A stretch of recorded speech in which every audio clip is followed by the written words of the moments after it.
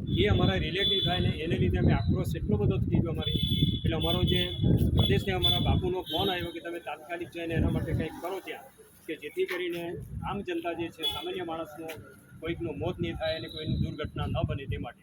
એટલે બાપુના આદેશથી આજે અમે આવેદનપત્ર કલેક્ટર સાહેબને આપવા આવ્યા અને કલેક્ટર સાહેબ અમારી વાત બહુ શાંતિથી સાંભળી અને એ બાબતે તાત્કાલિક 10 દિવસની અંદર તમામ રોડ રિપેર કરવા માટેની બાંહેધરી આપી છે. અને અમારે તો ઉપરથી એ પણ આદેશ છે કે જો કામ સરખી રીતે નહીં થાય તો હવે પાછળથી ઉગ્ર આંદોલન કરવાની અમારું છે ને તમારો જે ધ્યેય છે.